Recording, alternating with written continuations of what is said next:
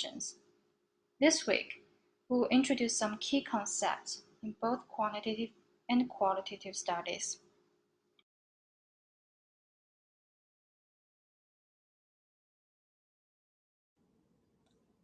The person contributing information in a quantitative study is called the subject or participant. In the qualitative study, this person can also be called a participant, but not subject. Sometimes, qualitative researchers call their participant as informant or key informant. Look at the example below. Which term is generally associated with this type of research? What does this term refer to in this example? A population is an aggregate of individuals or objects to which a researcher wishes to generalize study results. For example, the population of undergraduate students from AMSL is an aggregate of all the individuals who are enrolling in undergraduate programs. Most of the time, researchers cannot collect data from all the individuals in the population, or it's simply not necessary to have data from all the objects. Researchers typically collect data from a sample, which is a subset of the population. A good sample should adequately reflect the population's traits. Look at the example from the science reading on children's perceptions of living with a parent with a mental illness. What is a population and what is a sample here?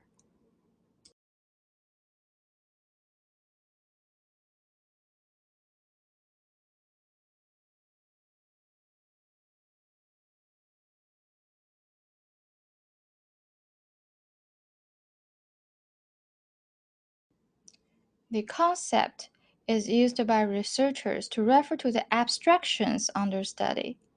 For example, the fatigue, obesity, pain are abstractions of human characteristics.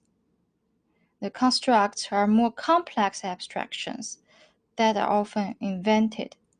For example, the term self-care in Orum's model of health maintenance is a more complex abstraction constructed by theorists and researchers. The theory knitted the concepts together into a system that explains how phenomena are interrelated.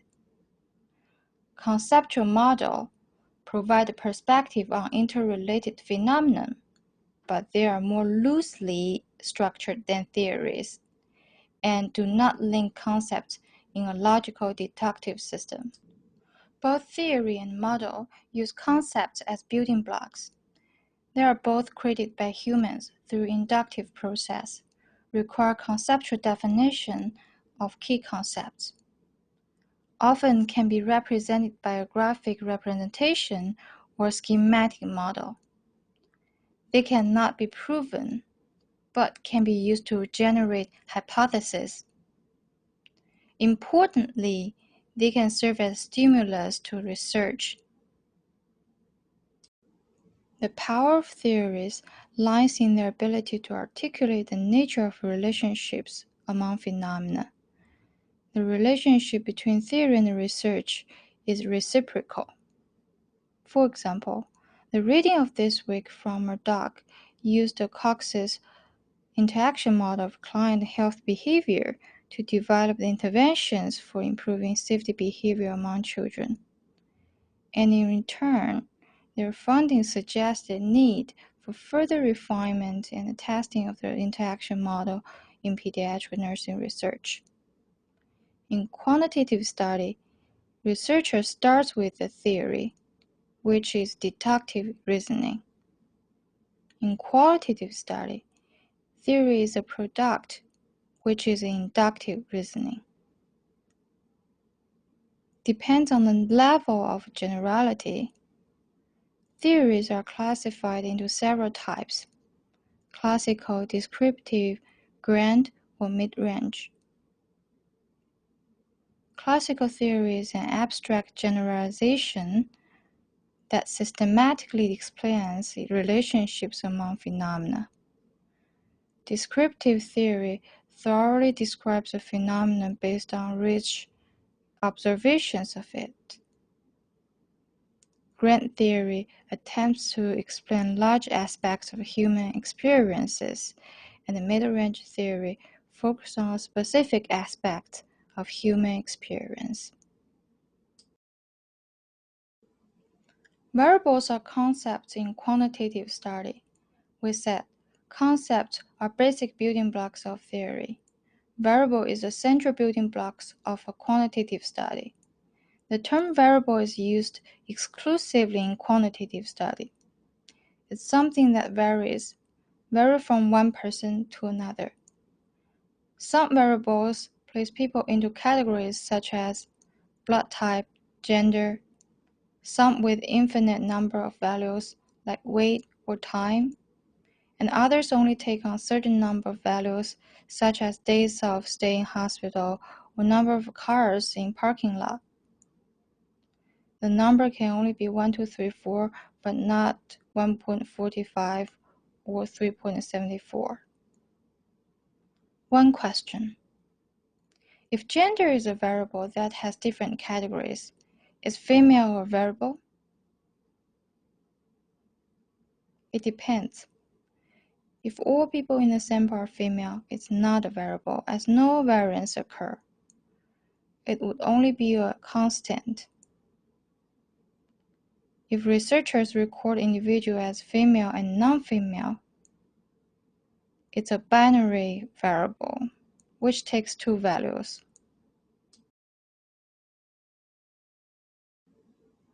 The dependent variable is the effect or outcome, and the independent variable is a cause. For example, a study examines if smoking is one of the causes of lung cancer. Smoking is the independent variable, and lung cancer incidence is a dependent variable. In terms of the PICO, an independent variable corresponds to I and C, the issue, intervention, and comparison. The dependent variable corresponds to O, the outcomes. Sometimes, the relationships between independent variables and dependent variables are not necessarily cause and effect. For example, depression levels is higher among male pancreatic cancer patients than female pancreatic cancer patients. Which one is an independent variable? It's more reasonable that the logic runs from gender to depression. Does change of depression level make a change of gender? That sounds weird, right? Identify the independent variable and dependent variable of the following examples and comment below. Variables and concepts are abstractions. Researchers need to clarify what do the concepts mean in their study, both conceptually and operationally. Conceptual definition is the theoretical meaning of the variable. The operational definition is to specify how variable will be measured. For example, conceptual definition of the variable stress could be: stress is an adaptive response to perceived danger or threat that involves physiological, cognitive, affective, and behavioral components. But researchers have operationally defined it in several ways. One could measure it on a stress inventory in which the range of score is 5 to 25. The larger the number is, the higher stress is. Another one could define it operationally as measured by social readjustment rating scale by assigning points to stressful events experienced by the individual, or measured by perceived stress scale that focuses on people's feeling of stress. Researchers have also operationally defined stress in terms of several physiological variables, including blood pressure and the level of the stress hormone cortisol. Operational definition define a variable in terms of the procedure used to measure or manipulate it, which enables one to precisely communicate with others about what something is. Actually, people use operational definitions every day.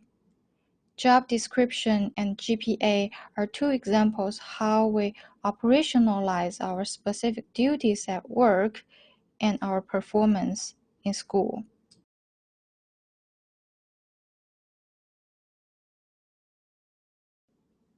Research data are the pieces of information gathered during the course of a study. The quantitative data is primarily in numeric form, and qualitative data is primarily in narrative description.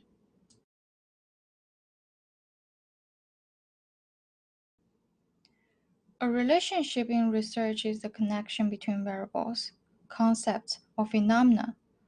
Quantitative and qualitative studies examine relationships in different ways.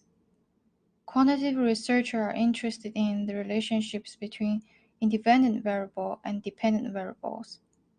They can be related to one another in different ways. For example, cigarette smoking causes lung cancer. This is a cause and effect relationship or causal relationship. Or a research question asks, among patients undergoing abdominal surgery, does a relaxation intervention reduce pain level? The word reduce indicates a cause and effect relationship. Not all relationships can be interpreted as causal. For example, we cannot say that gender caused life expectancy. We can say life expectancy is associated with gender. This type of a relationship is sometimes referred to as associative relationship.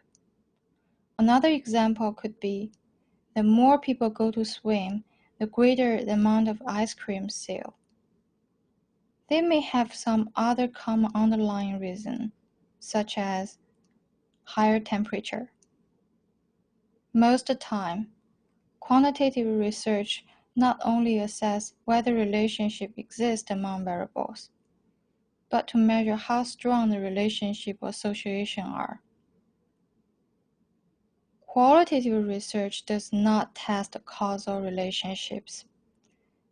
They seek patterns of associations among the concepts identified through their own data to illuminate the underlying meaning and understanding.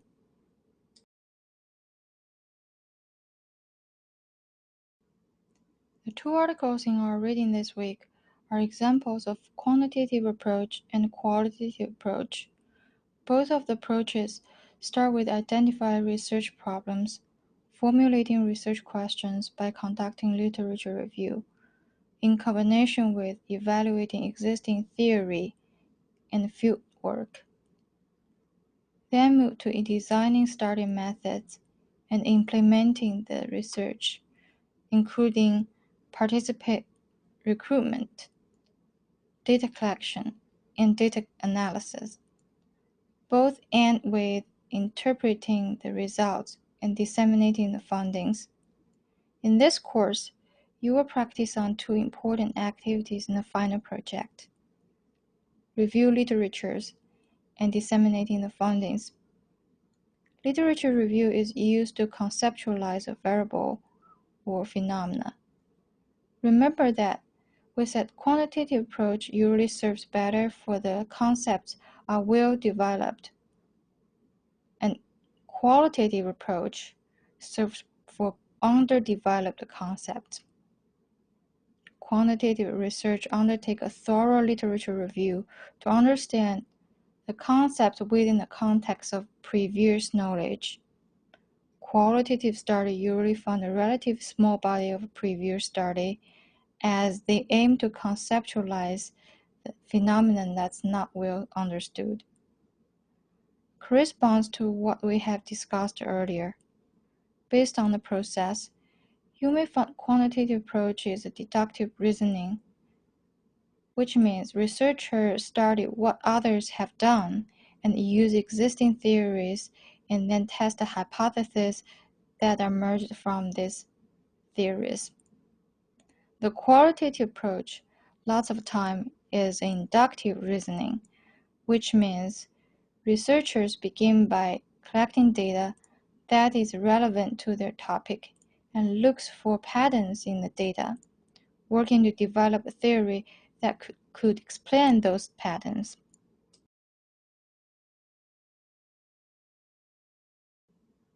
The textbook Table 3.1 presents a summary of the key concepts used in research and their differences in quantitative and qualitative approaches.